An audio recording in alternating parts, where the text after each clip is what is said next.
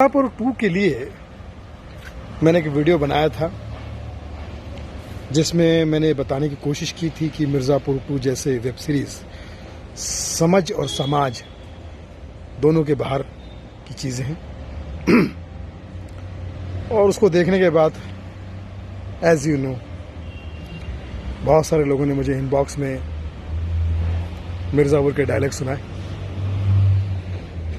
मिर्ज़ापुर के डायलॉग तो समझ गए ना। तो मैं उन दर्शकों से, उन दोस्तों से, उन सब से क्या कहूँ, दाद भी अपने, होठ भी अपने, ये सारे ही लोग अपने ही दर्शक माई बाप। लेकिन शर्म आनी चाहिए उनको जो मिर्ज़ापुर 2 या मिर्ज़ापुर जैसे चीज़ों पर, और ख़ासकर मिर्ज़ापुर के लोगों को तो मैं हाथ जोड़ के निवेदन करता हूँ कि इस जैसे वेब सीरीज़ को आप अपना शहर का नाम भी ना देने दें। एक ज़माने में लोग अपने शहर का नाम लगाते थे, तो गौहर कानपुरी, हसरत जयपुरी, शकील बदाई, इतने बड़े बड़े लोग, दिग्गज लोग अपने नाम, शहर का नाम लगाते थे और पूरी दुनिया में उन कलाकारों की वजह से, उन अनमोल रत्नों की वजह से उस शहर का नाम भी बड़े अदब से और बड़ी शान से लिया जाता था। अब आप मुझे बताइए, मिर्ज़ापुर में 2 है या थू है, पता नहीं क्या वेब सीरीज में तो पूरा थू, मेरे पास शब्द नहीं है। मैं बहुत दुखी हूं क्योंकि कौन है जो इसको सिर्फ इसलिए बनाता है कि लोग देखेंगे। ठीक है, अब सामने आ ही गया है, सामने दिख रहा है, तो लोग देखते भी होंगे शायद, और किसी को पसंद भी आता होगा।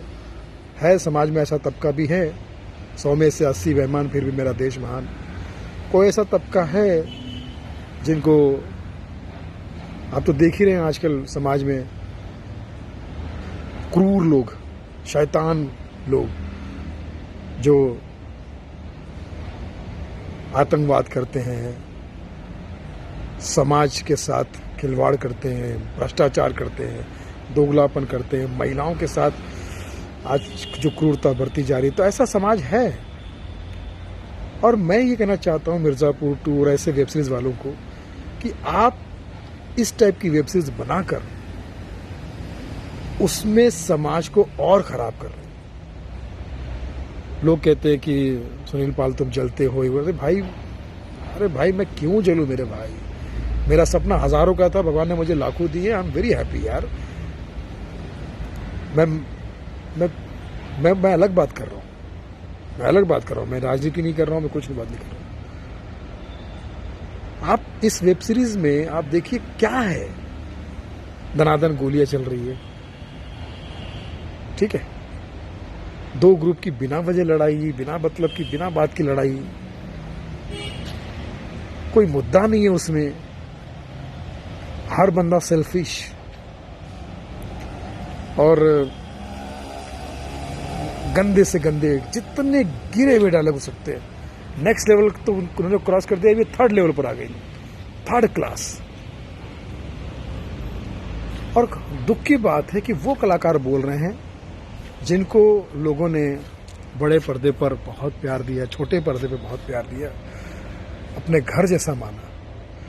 Person like Pankaj Tripathi and इसके पहले नवाजुद्दीन सिद्दीकी सीक्रेट गेम में,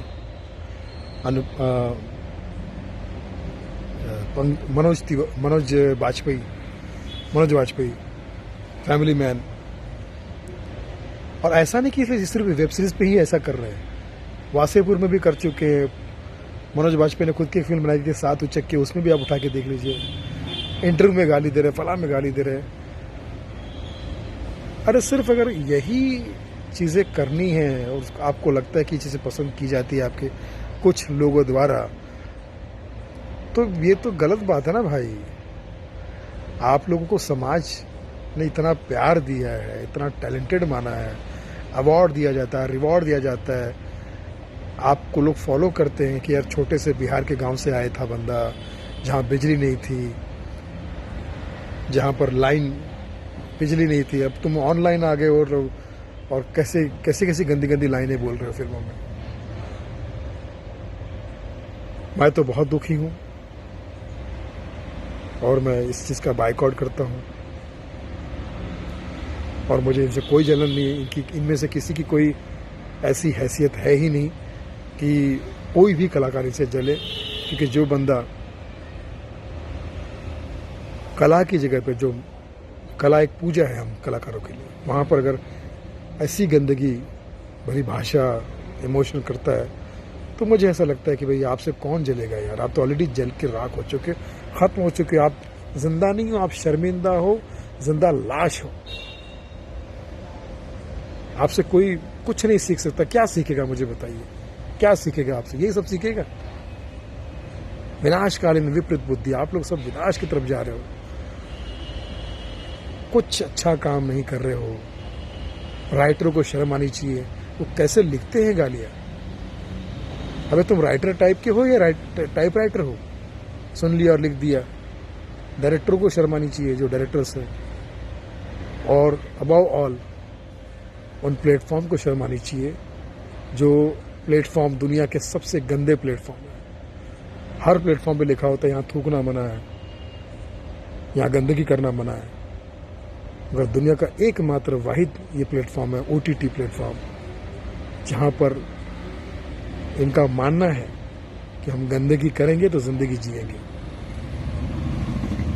गंदगी परोसो, समाज में उसका कोई भी असर हो, कोई डिप्रेशन में आए, कोई प्रॉब्लम में आए, इसको देख के कोई टैलेंटेड आर्टिस्ट जो बेचारा कहीं से मेहनत कर रहा है और कुछ सोच रहा है कि अच्छा करूँगा, अच्छा निभाऊंगा, उसको ये देख कर लगे, या लड़की बेचारी कोई बहुत अच्छा करना चाहती है, उसको देख के लगे कि यार ये लड़कियाँ क्यों ऐसा पूरी तरह से अपने सब चीज़ों को ओपन करके कैसे कर रही है।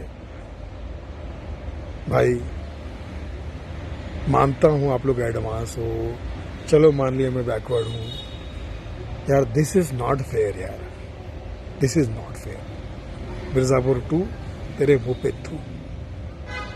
मिर्जापुर 2 और उससे पहले भी मिर्जापुर और बाकी भी जितने भी वेब सीरीज आकर गए, और खासकर भी मिर्जापुर 2 की जो कलाकार है, कॉलेजेस के बच्चों के साथ में इंटरव्यू कर रहे हैं, प्रॉपर इंटरव्यू वाले उनका इंटरव्यू ले रहे हैं। वहां तो बहुत शरीफ बनते हैं ये लोग इंटरव्यू में, वो बच्चों के सामने बड़े शरीफ बनते हैं। इंटरव्यू दूसरे जो यूट्यूब चैनल के लोग हैं उनके सामने बड़े शरीफ और बहुत अच्छे जवाब देते हैं।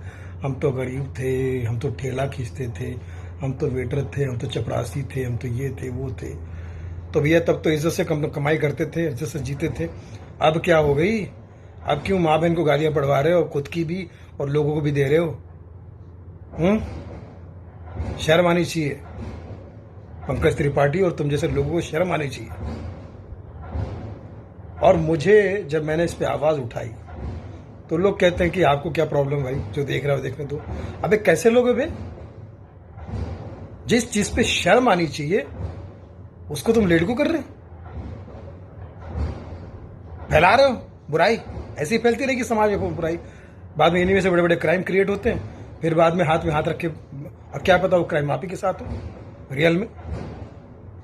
ऐसा मत करो भाई, ये इतना आलस ठीक नहीं होता है कि समाज में कोई गंदगी फैला रहा है और उसको लोग देखे जा रहे हैं। अरे कोई लिमिट होती है यार, कोई लिमिट होती है। मतलब हर आदमी, हर एक्टर, हर उस टीम से जुड़ा हुआ बंदा, कैसे तुम इतने गिर सकते हो उनके गिरे हुए लोग। मिर्जापुर 2, मिर्जापुर 2, मिर्जापुर 2। शर्म नाम की चीज शर्म नहीं है, शर्म खा गए, बेच के खा गए, नंगेपन की हद पार कर दी। घोर कलयुग आ गया, घोर कलयुग। कला के नाम पे तुम ये सब बेच रहे हो बेशर्मो, घोर कलयुग आ गया। क्यों तुमको लोग देख रहे हो? कौन देख रहा है तुम्हें? मैं जानना चाहता हूं। जो लोग देख रहे हैं, मैं उनसे ये रिक्वेस्ट करूंगा भाई कि ये अपने परिवार को भी दिखाना, और जिन्होंने काम किया उनको भी, उनके भी परिवार को दिखाना चाहिए। उनसे भी अप्रूवल ले लो कि भैया ये चलेगा। बात बात पे कपड़े उतार रहे, बात बात पे नंगापन दिखा रहे, बात बात पे सीमा तो कोई है ही नहीं यार बातचीत की। मतलब इतना तो कोई बेचारा अज्ञानी भी नहीं गाली गलौज करेगा जिसको कुछ नहीं आता है। इतने तुम लोग पढ़े लिखे होने का ड्रामा और ढोंग करते हो, सो कॉल्ड वेल कल्चर बनते हो। कहाँ गई तुम्हारी पढ़ाई, कहाँ गई तुम्हारा एजुकेशन, कहाँ गया तुम्हारा एक्सपीरियंस? अगर इसी तरह से ऐसी तैसी करनी थी तो कोई किसी कोठे पे बैठ जाते, कहीं पिंप बन जाते। कला की दुनिया में, कला के क्षेत्र जो पवित्र क्षेत्र है, जो जिसको बड़े बड़े कलाकार जिनको अपना ईमान धर्म मानते हैं, पूजा मानते हैं, पूजा पाठ करते हैं, माँ सरस्वती की पूजा करके हम लोग शुरुआत करते हैं, भगवान गणेश की शुरुआत करते हैं, बिस्मिल्लाहिर्रहमानिर्रहीम कह के शुरुआत करते हैं, वाहिगुरु का नाम लेके, जीसस का नाम लेके हम शुरुआत करते हैं। ऐसी जगह पे कौन सी ये बिरादरी आ गई बे? एक सीन इनका नहीं देखा जा रहा। एक सीन का कुछ पायरेसी से कुछ सीन मेरे सामने आया, मैंने देखा तो मेरा खून खोल गया मेरा। यार इतनी गद्दारी भी ठीक नहीं होती अपने काम से यार। तुम लोग तो बड़े बड़े बातें करके आए थे ना कि हम लोग एक्टर है, डायरेक्टर है, राइटर है। तो यार कला साबित करो यार, कला साबित करो। ये गंदगी, ये गटर, ये गाली गलोच, इससे तुम अपना तो गल्ला भर लोगे लेकिन समाज को खोखला करके छोड़ोगे। और यही समाज और यही तुम्हारा तरीका एक दिन देश का बहुत बड़ा नुकसान बनेगा। मेरा हाथ जोड़ के निवेदन है, मेरी इस बात को आप अदरवाइज ना ले भाई। मुझे इन लोगों से काम फाम कुछ नहीं चाहिए। मैं इन लोगों को कुछ नहीं समझता भाई। मैं इनके साथ में कैसे काम करूंगा? भले मैं जीरो हूं, कुछ नहीं हूं, लेकिन इनसे तो दुनिया का हर आदमी अच्छा है। जो बेचारा मेहनत करता है, मजदूरी करता है ना, वो इनसे बड़ा बादशाह है। ये तो गद्दार है, ये तो एहसान फरमाई, ये टेररिस्ट है। इन सबको तो फांसी भी लटका देना चाहिए। यही इनकी सजा है। जो कला के साथ गद्दारी करे, जो देश के साथ गद्दारी करे, जो समाज में गंदगी फैलाए, वो कहीं ना कहीं समाज का दुश्मन ही है। और समाज का दुश्मन गद्दार